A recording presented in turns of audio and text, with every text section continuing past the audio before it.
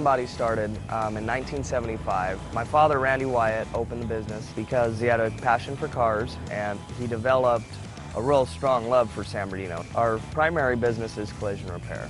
We can negotiate with the insurance company how to repair your vehicle, but that doesn't mean that's where we stop. We also have done restoration work, we've done custom work.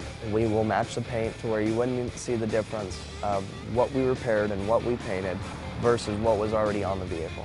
We do a lot of repairs in-house as far as brakes to suspension parts that may be out of alignment or damaged, so they may need to be replaced. Frame repair, when a vehicle gets hit so hard that the frame's bent or shifted, we have to repair the frame back to its specifications. We can take care of all that, but it just doesn't stop at vehicles. We've painted boats, we've repaired motorcycles, we've developed a great relationship with the city and the county of San Bernardino. Occasionally we'll have the city vehicles and also Caltrans. Taking care of a customer is number one. When a vehicle enters our shop, we will take it to the fullest to make sure that that customer is happy. When someone has their vehicle damaged and they don't know where else to turn and they come to you and you repair the vehicle and the person's crying, tears of joy, when you hand them the keys, that's something you can't get anywhere else. It's a very good feeling and I really enjoy that. This isn't just a job, this is a life. This is my life. If you ever need your car worked on, come to 350 North Rancho Avenue, San Bernardino, California, or you can call us at 909-885-5051. You're not just a job, you're not just a dent on the fender, you're a person. Here at Wyatt's Paint and Body, no one will treat you like we do.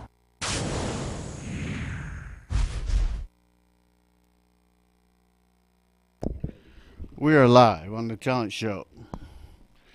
If you want to listen in worldwide, is www.Kcaa Radio. If you want to tune in on your radio, it's 102.3 FM, 106.5 FM, 1050 AM. And I am here with Mr. Danny Alcaraz, of course, and Mr. Martinez. Yes, sir. And we got a special guest, That's Mr. right. Mike Gallo. Who is that? Mr. Mike Gallo.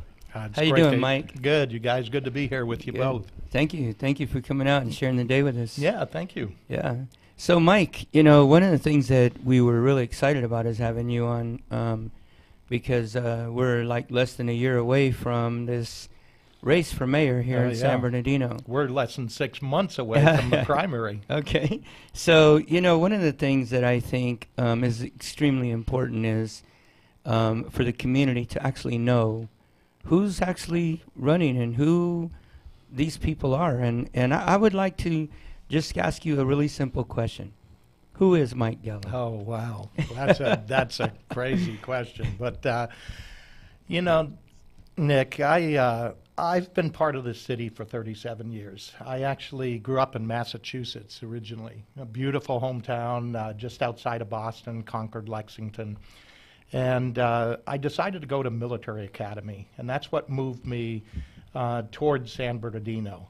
After I graduated from military academy, I came out here as my first assignment at the former Norton Air Force Base right here in San Bernardino, in downtown San Bernardino, as a young second lieutenant at the former Norton Air Force Base. And I began my career, my professional career, as a civil engineer, structural engineer, jumped out of airplanes, did some crazy stuff in my military days. I couldn't tell you all about it, but then I love this city. How did you jump out of airplanes and then break your leg? Well, that came a lot of years later. On a bicycle. Yeah, that came a lot of years later. You figured I would have learned, right, by then, jumping out of airplanes. Actually, I did injure my foot jumping out of my first jump. We went out at 38,000 feet at 450 miles an hour. It's called a halo jump, high altitude, low observation. And they don't let you do that anymore. You can only go out at like 25,000 feet. So, you know, we were back in the day where it didn't matter. You know, I was expendable. Right? Man, I was the expendable lieutenant and went out with 6 other guys, and we did our mission. And then when I actually did 6 operational missions like that. Wow. And then you come back to Norton Air Force Base, and you're the structural engineer for the base. You know, so it was like night and day from your military service, and then, you know, basically being with the United States Air Force as an engineer, you know, so it was 2 different things. But I'll tell you, I stayed in the city, and I love the city. I grew to love the city. I came out here, I got graduated in May of '80 from a military academy. got married in June of 80, moved 3,000 miles across the country in July of 80, and I never left. Wow. And I went to work after I got out of my military service at Norton Air Force Base. I went to TRW Ballistic Missiles Division and started a career there, did 10 years working for the administrator of NASA. That's where I went to the Air Force Institute of Technology and got some advanced courses in trajectory simulation and orbital mechanics and kind of my rocket science background, right? Wow. And then I started, after I left TRW, we started my own business with several of us called Kelly Space and Technology. And, you know, the story's been 25 years this year with Kelly Space and Technology. Yeah. More ups and downs than you can imagine, but we're still there. We've had billionaires go out of business, yet little Kelly Space and Technology is still there, right in downtown San Bernardino at the former Norton Air Force Base. So this is home for me. You know, I feel like I never left the base because we were actually the first commercial tenants on the base and everything. And raised my family here. In fact, today, and I got to wish my granddaughter a happy 17th birthday. She's going to be graduating from Middle College High School next year with her associate's degree from Valley College. Jeez. So she got 2 years under her belt, and man, she's been working hard. And so we're going to celebrate right after this. I'm going home. We're going to celebrate. Happy, what's her name? Samantha. Samantha, happy birthday to you, birthday, Samantha. Yeah, and if you're watching, happy birthday to you. And then Monday is my grandson, my 5-year-old grandson's 5th birthday. Oh, wow. Too. His name is Alexander. So Alexander. man, all the birthdays are followed like Christmas. December birthdays. There you go. And see, you can't get away with just buying one present. See, you got to buy the birthday present and the Christmas present, okay? That's it's right. great. So, Mike, tell me about, because I know that, you know, I do a little bit of research here and there, and I know that there's some programs going on around the city that you were involved in, and a few that I believe you even started. If I'm wrong, correct me, but can you tell us about those? Please? Sure. You know, one of them that is kind of near and dear to my heart is something that's a broad-based initiative that I call a launch initiative. And it's basically helping families move from dependency to prosperity along a continuum of stages. You know, that we invest in people and kind of help them get their life out of trauma and crisis. And then we can triage them into education, workforce development, and ultimately placement into our demand industry sectors that we have here and the demand occupations within those industry sectors so that we can employ our own people right here at home in the sectors that are growing.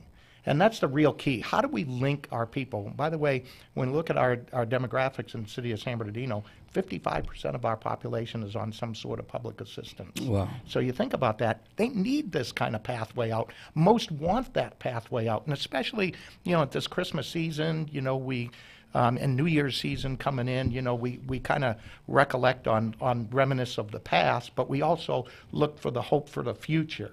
And that's what I want to provide our city residents, you know, is that hope for the future. And I'm doing that with a company that I started called Technical Employment Training, Inc. And it's based at the former Norton Air Force Base as well.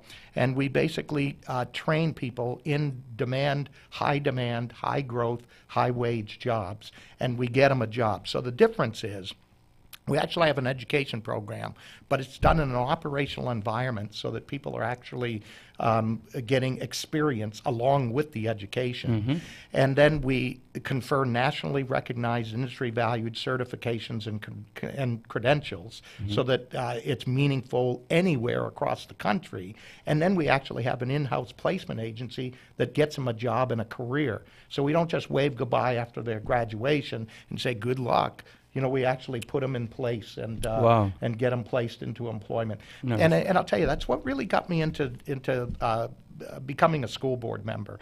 You know, I just looked at our education system, and you know, my kids all went through it and everything, and they happen to do fairly well. You know, and but I wanted to see every kid succeed and provide the opportunity for them to choose to go to college, choose a career, or to earn and learn. And so we're embedding some of these career technical education experiences right into our public schools. From right down into 3rd grade, we have kids on SolidWorks. In fact, I think you've been there, Nick. Right. We took you around to some of this stuff, and you see little kids working on 3D SolidWorks models that my rocket scientists are doing at Kelly Space and Technology.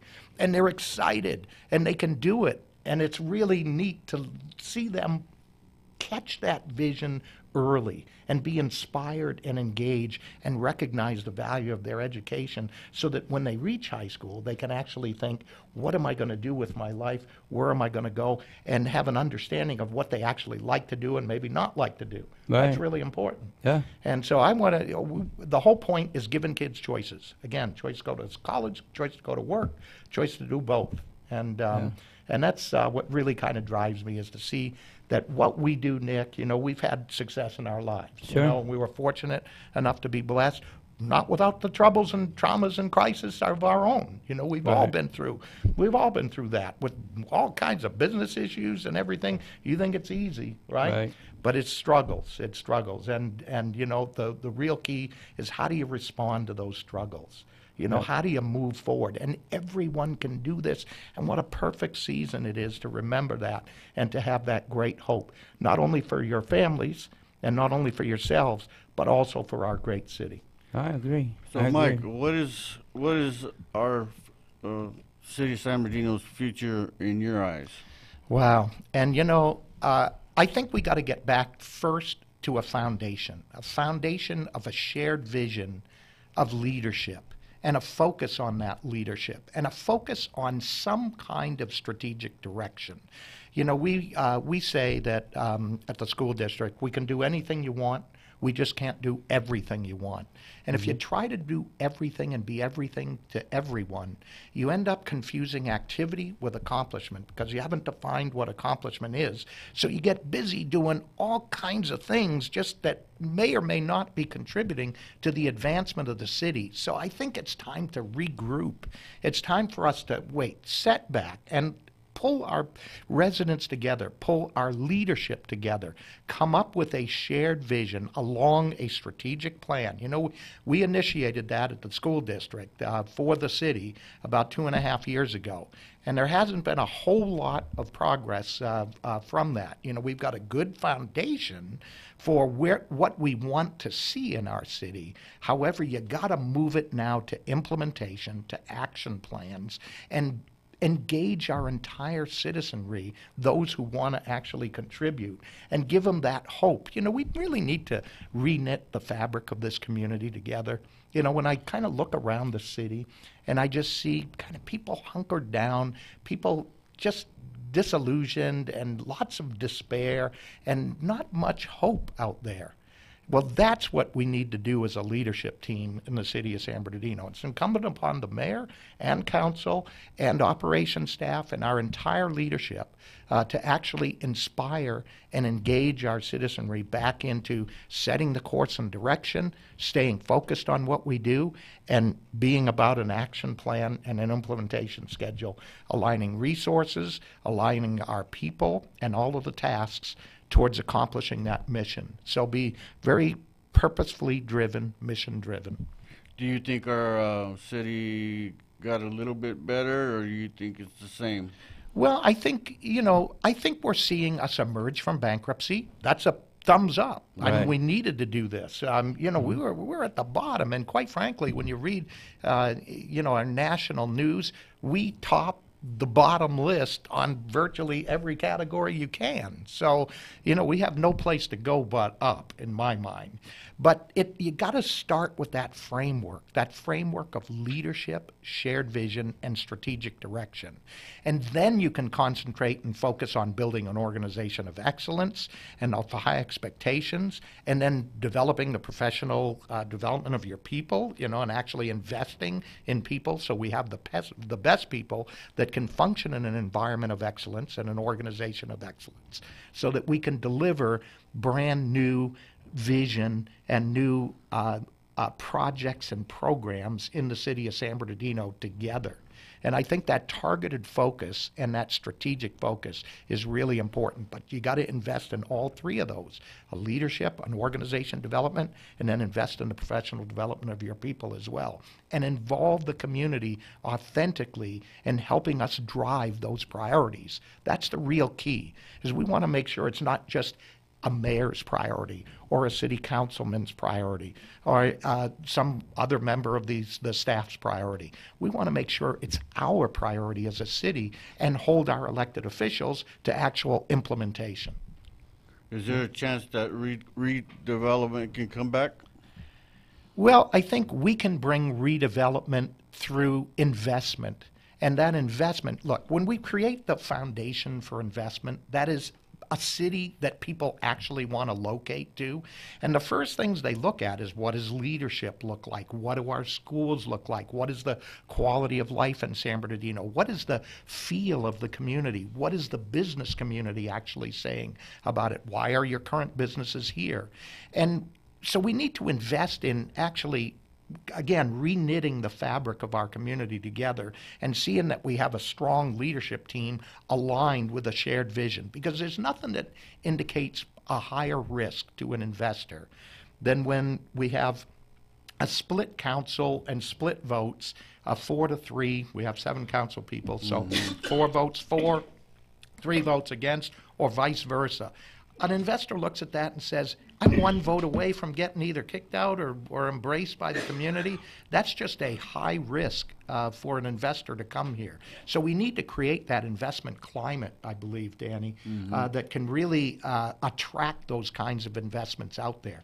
That's what's going to transform redevelopment for this city. I think the likelihood of us seeing the state reinstitute a redevelopment program through, some taxation dispersal and stuff, we haven't seen the signs of that actually returning. However, I think we can create that opportunity ourselves, because there's a lot of investors that want to come here, developers that want to invest here, but they're not going to do so until we create the environment that welcomes them here. So these investors that come in here and build whatever they're going to build, so what is that going to hurt the mom and pop stores? And that's an excellent point. That's a great question. Does progress actually impede those that are here? Well, my strategy is involving our entire community in the decisions that we make that affect their lives. That's how you respect people. It's something we do with our school district. It's a tenet and a core belief of ours, is that you involve people in the decisions we make that affect their lives, and they feel respected. But you don't just tell them what you're going to do. You invite them to participate, and we have honest dialogue, open dialogue. And again, it's part of that shared vision, building that shared vision, that what do we want to be? When I look at our city, we're focused mostly on deficits. What's wrong? We got to fix this. This is something we got to address. And your head stays in the problem areas. It's about time that we establish a vision towards excellence and put our minds on the prize, on where we're going aspirationally. Where are we going to go with this city? What do we want to be? What do we want to invest in? And keep your eye on what that looks like. All of the things that we need to fix will be fixed if we move and strive towards excellence. It's just a mindset. What about we got to help San Bernardino people care again and want to vote. How are we going to do that? Well, again, I think there's, I just look at the way we engage our city, and typically we invite people to come hear what we have for them and our plans. We very rarely get them engaged right from the start, to ask them their opinions, get their ideas. Because I'll tell you, when you're out there talking to people, there are a lot of smart people out there at every level of the economic scale, every level of the employment scale. It doesn't matter whether you've got a college education or you've just grown up here all of your life. Everyone has a value, and that's one thing that I've really come to appreciate in my 37 years here, is that there are a lot of knowledgeable people here that really care about this city. And I think that's part of how we're going to change that mindset and culture, is by inviting them, going out to them, asking them instead of telling them what we're going to do to them, what leadership is going to implement, and then hopefully they'll come online. And I really think that's a core tenet, and something we've missed in our city for a long, long time, is actually authentically engaging them in the conversation right from the start. Nick? Yes, sir.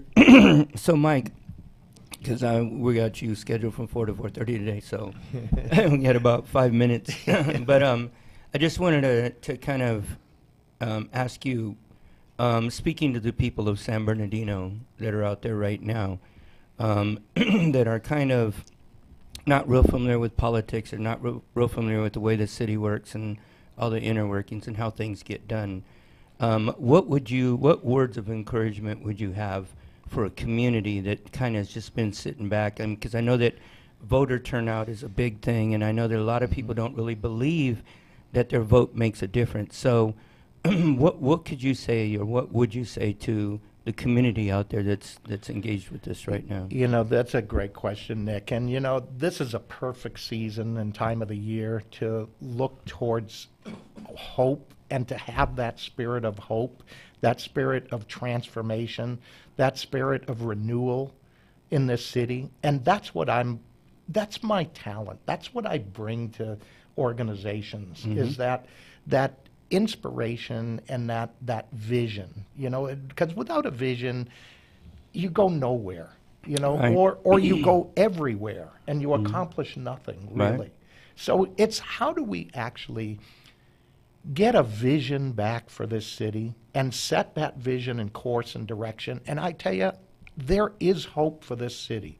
I look around it and I see how we're geographically set in such beautiful settings. When I Right. send pictures all over the country of San Bernardino, they ask, where is that place? It is absolutely gorgeous. When you see the mountains around here, it is Right. just fabulous. And there are some assets around here that we simply need to take advantage of. You know, I look at our downtown, I look at our airport, I look at our biggest treasure, I think, is our residents. They still haven't lost hope. Most have not lost hope. They might be in despair, and they might be thinking, boy, our elected officials aren't really the ones to look to. Who can we move and who can we look to actually see this city go forward? And I'll tell you, it's that spirit of hope that if anything else, it all will begin with hope and begin with that leadership aligned that will give that people a hope, and then engaging them in helping build that hope into a reality. That's the real point. And I'll tell you, it's a perfect season to start that, isn't it? Excellent. Absolutely.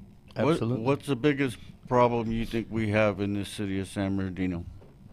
I would have to say it's probably apathy, and I say just lack of engagement and lack of belief that we can actually move to a level of excellence. That word excellence is almost like foreign to most people here. You know, we're just satisfied with such low expectations here, and I know we can move this city to greatness. So I think not believing in ourselves that we can actually achieve greatness, and we can start, instead of being at the bottom of the list nationally on virtually every survey, I think we can strive to be the top of the list on every survey in the United States. And we got to believe that. We really got to believe that we can do it. Because look, the core is good in this city. Our elected officials are good. They believe in this city too. They wouldn't be investing in this if they didn't. You know, and it is an investment to serve this city. And so we need to give people who are doing that credit and stuff too. Absolutely. We really do. And but I think engaging our community, giving them that spirit of hope, and actually actively soliciting their participation and giving them that spirit of hope, I think that's the real issue here, is we've lost the belief that we can actually be great. Wow. Yep. Yeah, I agree. I agree with that too.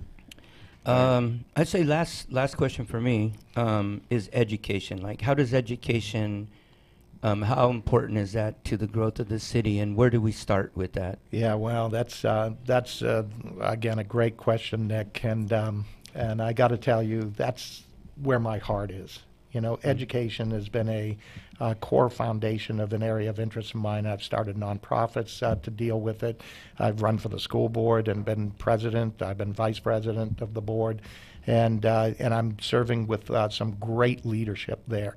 And we are introducing new programs to inspire and engage our young people. And I'll tell you, that is one of the core elements for a growth and future of a city, is how our schools are. You know, that's one of the top two things that an employer looks at when relocating to a city, is what is the workforce like? Do I have the talent that I can attract and get to work for my company? And is there quality education? Right. I got one more question. So, the planning department, what can we do about planning department so we can make things easier for the small businesses? Yeah, that's a great question too. And I think with our new city manager, form of government, and our new city manager, I think we're on a pathway to improving our customer service, to improving, you know, perhaps our responsiveness, in you know, the backlog that we've seen in planning department and things. And I think embarking on a strategic direction is going to help our planning department focus on a set of priorities that the council and mayor would be setting through that targeted, focused, strategic planning and strategic direction. I think that's really critical, and it needs to be in a number of areas that are all indicators of healthy cities, and that direction and planning could help inform our staff, and I know that we can move that organization to a level of excellence. And I know that we've seen the signs already beginning there. So we're out of time, so can you give everybody your information and all that kind of stuff? I'm Mike Gallo, and I'm running for mayor, and you can reach me on my cell phone anytime at 909-553-4767, or hit my website at mikegallo4mayor.com. Thank you, Mr. Mike Gallo. Thank you, Good Mike. to see you guys. Appreciate it. Pleasure. Thanks for coming by. All right. It was a pleasure to be here, and good to see you again, Nick. Good deal. Go ahead and go to a song, Joe. KCAA Loma Linda, 1050 AM, K292 FQ Riverside, and K293 CF Moreno Valley.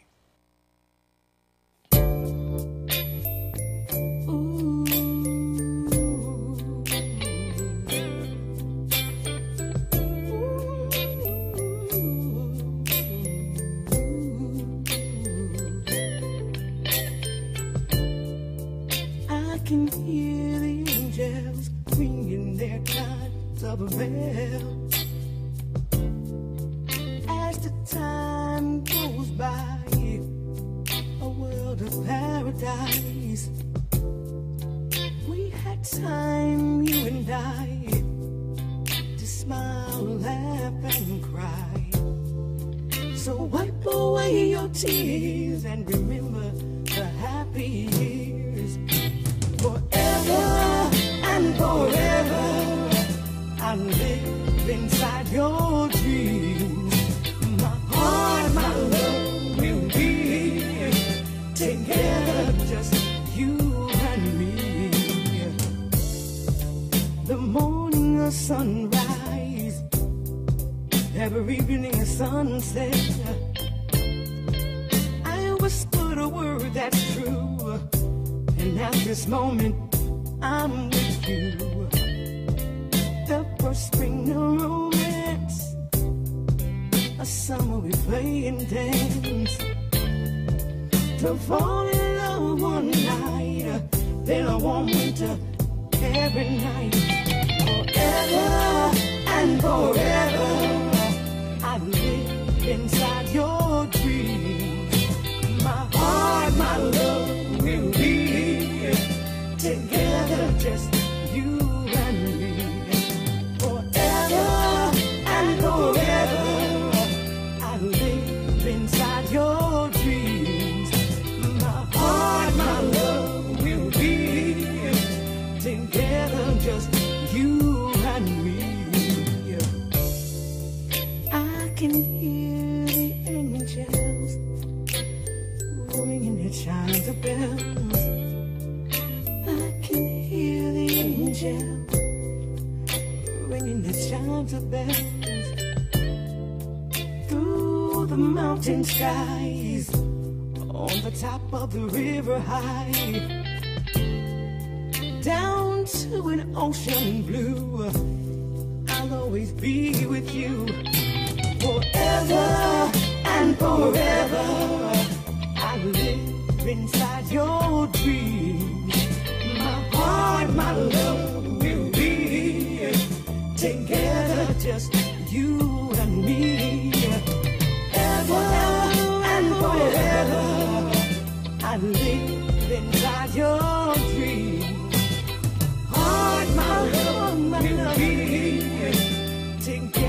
just you and me. Ever and forever, I live inside your dream.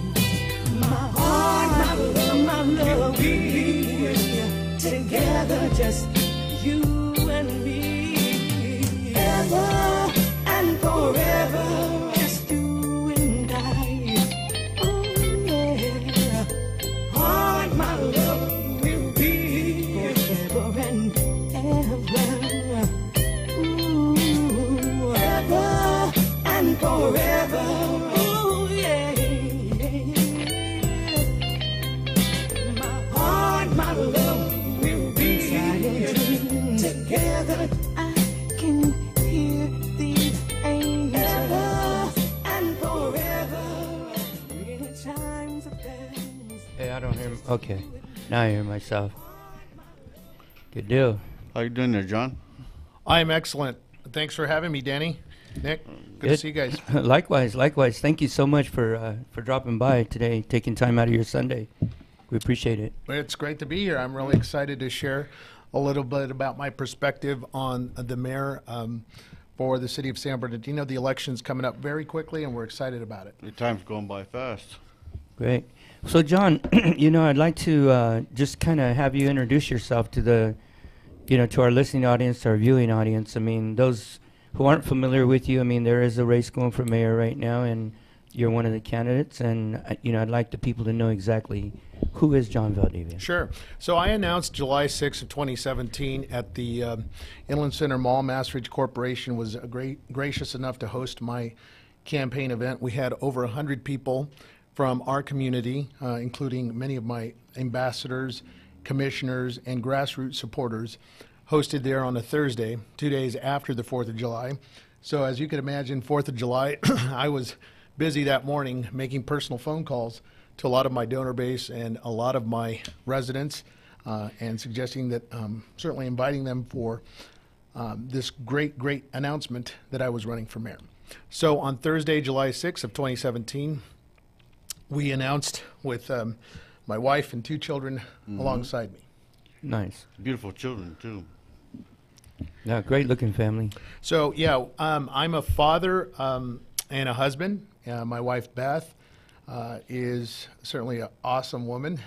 And I have the privilege of raising 2 young kids in the city of San Bernardino, a 5 and a 2-year-old.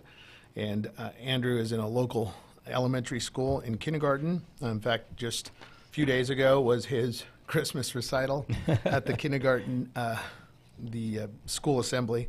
Yeah. And it was a great opportunity for him to accompany his entire class as he led his kindergarten class in Jingle Bells. Oh, wow. Yeah, those are always fun, aren't they? He plays piano. He's been playing since the age of 4. Yes. And he can read and read music, and he understands the basics of music theory. And so he also had a recital last night where he played Angels We Have Heard on High, and he did awesome. Wow. My daughter, Abby, Abigail Grace, is 2.5 years old. She's coming up on our 3rd birthday soon, and we're excited to get her into preschool. Right. So I'm the only, I think one factoid I'd like to share with you guys is I'm the only elected official that has children under the age of 18 under the rooftop. So that's a different vantage point. I think a lot of taxpayers in our community sense that. They know the obligations and burdens of raising a family, and they certainly understand my fight as as I'm a councilman there at City Hall. So what made you decide to run for mayor? Well, I'm certainly concerned about the future of our city. In fact, 6 years ago, I went from the north end of town to the south end of town. So I've won 3 elections in 4 years. I've essentially earned my stripes, and it's been a great honor to serve people in the city of San Bernardino, my hometown. I was born and raised in the city of San Bernardino on the west side. My mother was a blue-collar worker. She was a bus driver. Okay. And so I clearly understand the travails and the angst and some of the pain of living in a poor family. So I it's a great honor to serve people in the city of San Bernardino. I'm excited about this opportunity to run for mayor. Right. So what's the most important issues that the voters are facing? Well, I think the political climate in San Bernardino, certainly there's a yearning for leadership and vision.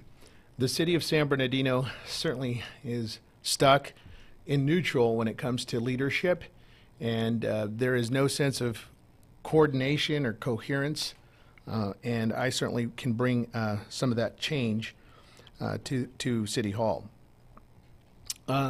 As I've already done, I'm very active in the door, so we've already hit several hundreds of doors in the city of San Bernardino. I've personally introduced myself to many residents across the city. Remember that this is a big city, 66 square miles. It's a large city. On the southwesterly portion, we border Rialto and Colton and Loma Linda. On the southerly portion, of course, Colton, Loma Linda, and the southeasterly portion, we border Loma Linda and Redlands. On the northeasterly portion, we border the city of Highland and some of the county unincorporated on the northwest portion. So it's a very large city. I think I have heard, quite frankly, many of our residents are just lacking what is the city doing and how are they helping me? And so I've been able to kind of get a survey and a sense of what they're desiring for a mayor in this coming election. So when you talk to your constituents, have they feel like they lost hope, sort of? I think they understand that there's no leadership, there's no vision, and that people are certainly yearning for it. This race is going to be awesome. It's fun. It's going to be a lot of fun. I love to campaign. I love to be with the people. I think that the residents of my community understand that John Valdivia is not shy or hiding from their phone call or their email. I'm very responsive to my constituents that I serve in my district, and certainly I field calls from all portions of the city. I often get calls from the 4th, the 5th, the 7th Ward, 2nd, 1st, as well as the about 35,000 or 40,000 residents that I serve. So I get numerous phone calls and emails from residents all across the city of San Bernardino, and it's a pleasure to serve people. I feel like this election, for some reason, is going to be history in San Bernardino, is what I feel like. Yeah. Yeah. You got a question, Nick? No, I was just wondering, like, in regards to like education in the city of San Bernardino, I mean, how important is that, and where do you see that going? Well, education is critical, and I'll leave the gifted minds of educators to lead us in that direction. Are you talking education as far as in regards to like education and like continued work, employment, businesses development and development? Yeah, stuff sure. like Education is critical. I mean, if we don't have a good education platform, the city of San Bernardino needs to have residents who are motivated to get to school and become something, and we're certainly happy for that. Right. For that. Let's talk about the political climate in San Bernardino, and you know where that is right now, and kind of what you see the difference that you would make as a mayor. Well, a lot of people are suggesting that it's about the city charter or some very abstract ideas, and I'll tell you, gentlemen, this is really not about that. This is about what can you do for me as a mayor, and how can you leverage those opportunity to really advance the city of San Bernardino. How can we suppress crime?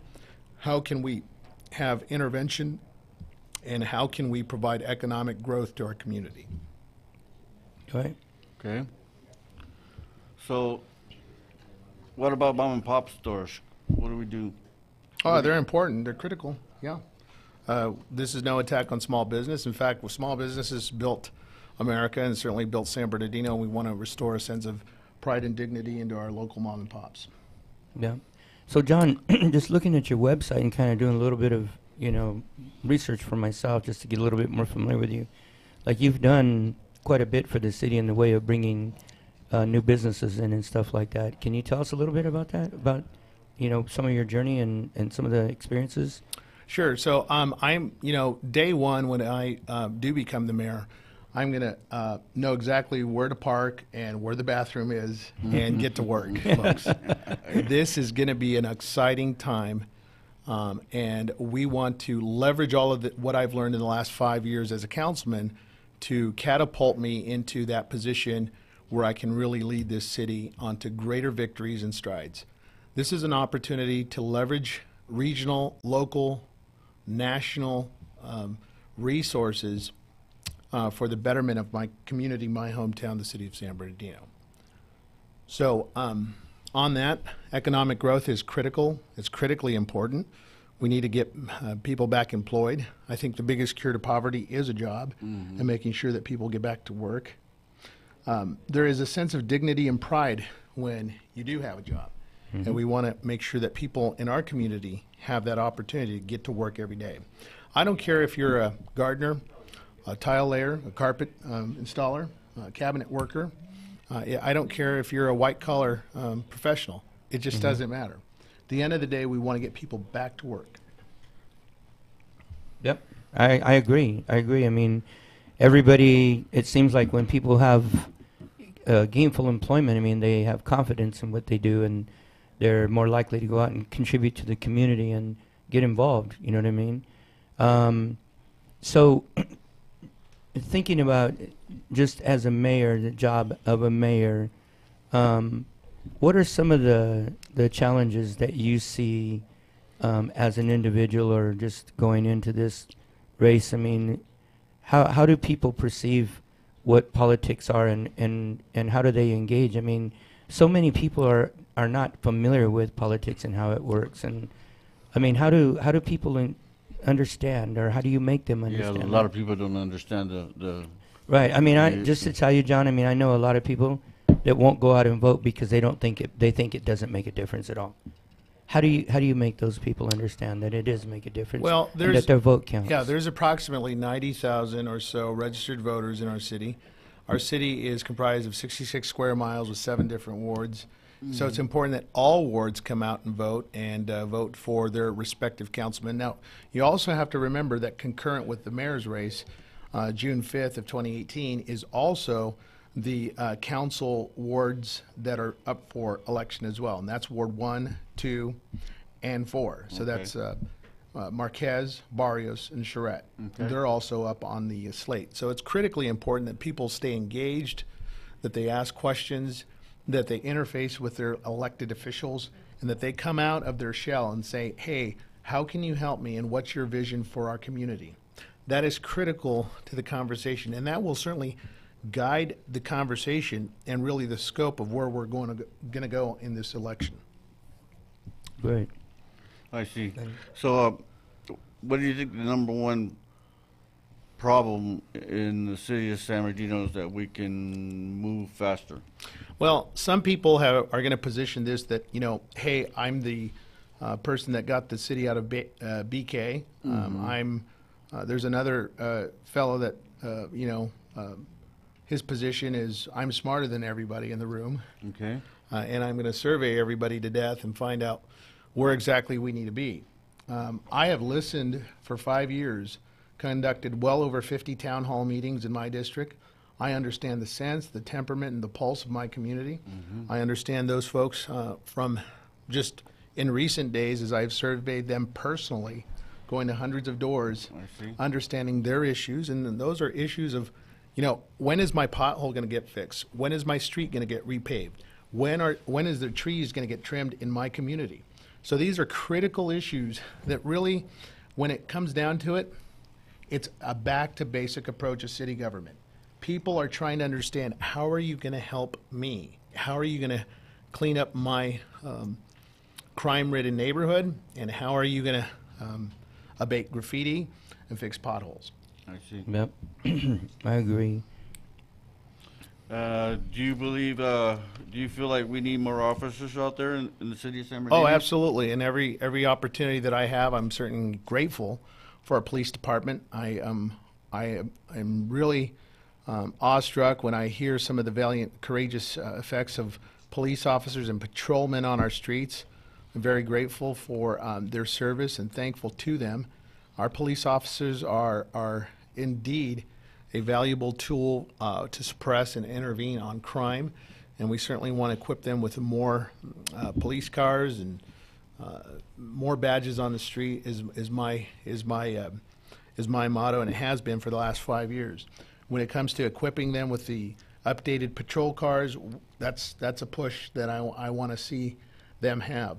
When it's increased staffing and resources for police officers, we need to get back to that issue of making this city a #1 city when it comes to the perception of crime, and making sure that residents and those businesses coming back to our community say, hey, you know what, I want to shop, I want to spend money in San Bernardino, but the idea of crime is certainly in their minds. And so we want to make sure that we lead this city and suppress crime and get police officers back on the streets. So you feel that with more officers that the city would be way more safer?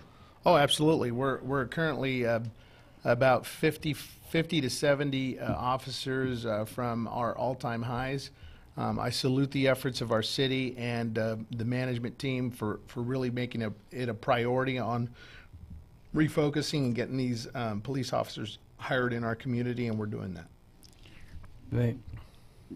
I would just want to ask, or basically just ask you to comment, like, what do you think as mayor, if you know, obviously, if you win the mayor race, what's the first thing on your agenda? Like, what is the first thing that you think that you would do to make a difference in the community? Well, it's a 1-2 punch. I mean, day one, I already said I'm coming to the table already with a sense of priority and heaviness to rid crime from our community.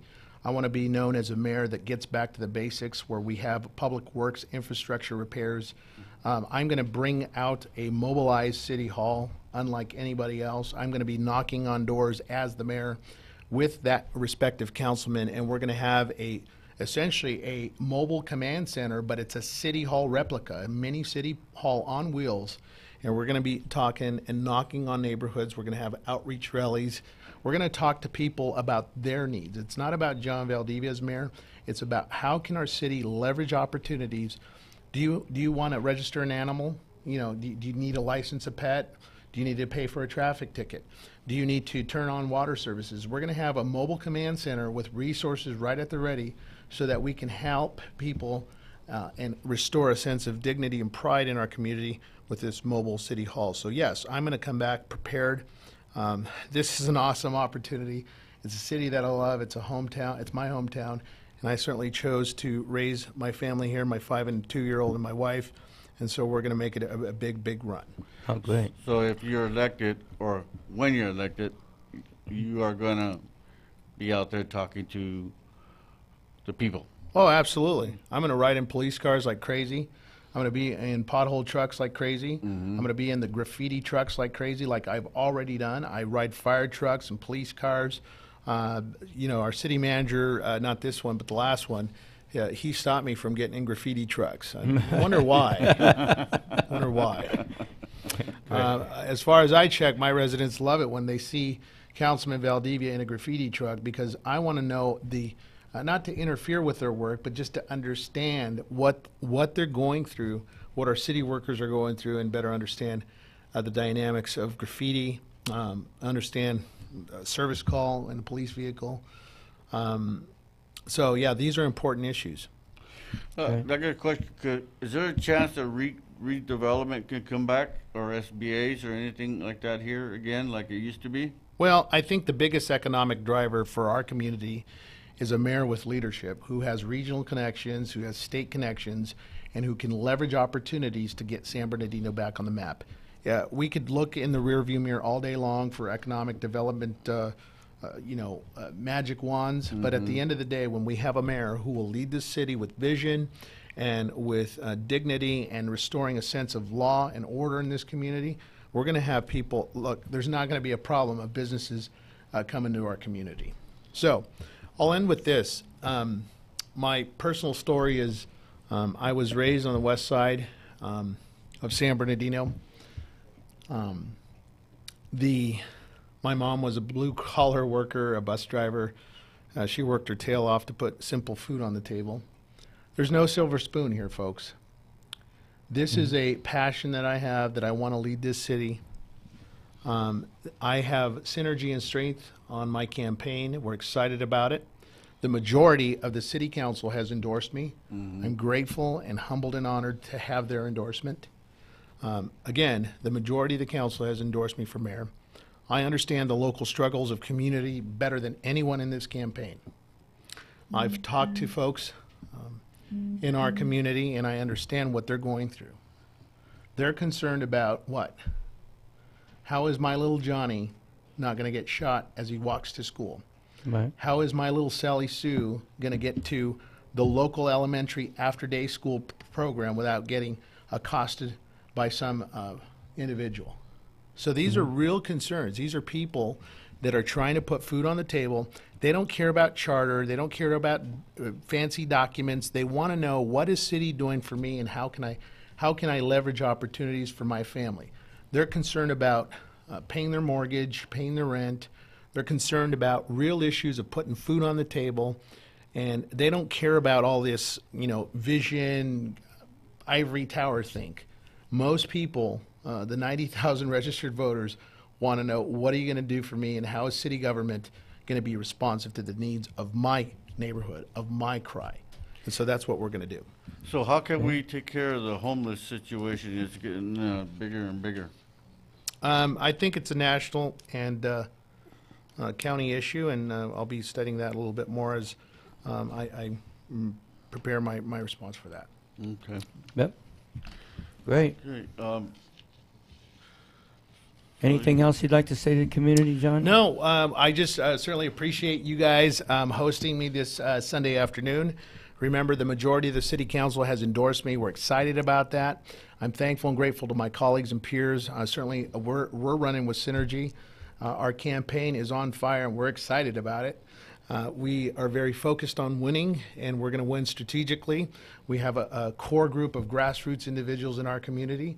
In fact, just this spring of last year, we had 300 people in the ballroom for my annual fundraiser. And so there is a sense of, hey, we're going to help John win, and we're going to do whatever we can to help him win. And we're excited about it. You can go to my website, valdiviaformayor.com. That's www.valdiviaformayor.com. Or you can go to Facebook or Instagram or Twitter, valdiviaformayor.com. So what's going to happen after the first of the year? You're going to be doing more campaigning and all that kind of stuff? Yeah, And keep on pushing and pushing? absolutely. Great. We appreciate it, John. Thank you so much for Thank you, my dropping friend. by, and thanks Thank for your you. time. Thank you, John. With pleasure. Thank you, sir. Thank you for everything. So this is Daddy Alcrest and Nick Martinez, and until next week. No, we're off next week, right? Yep, we Yeah. are. Okay. Thank you so much, John.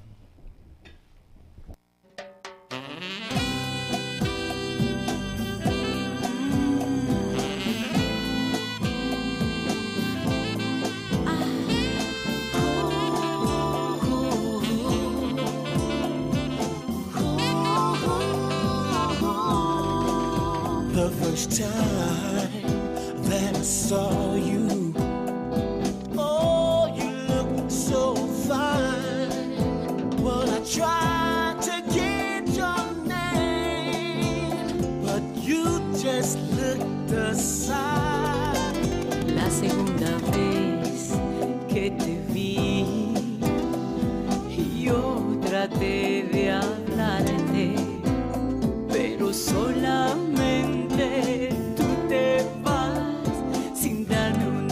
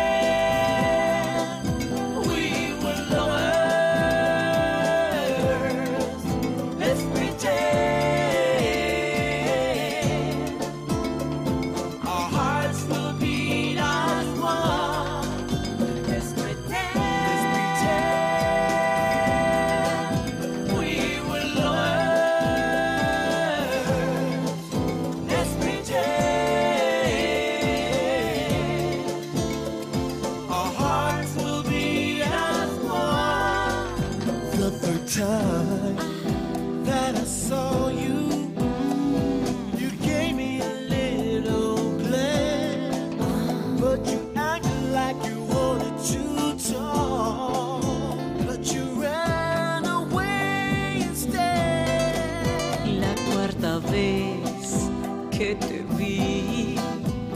Era mi última oportunidad de detenerte para que escucharas a mi corazón hablar. Escuché. Oh yeah, baby. You keep talking to me. For that sexy speech turns me on. Until we know two heartbeats at one. The story of a lover's love is never done. KCAA Loma Linda, 1050 AM.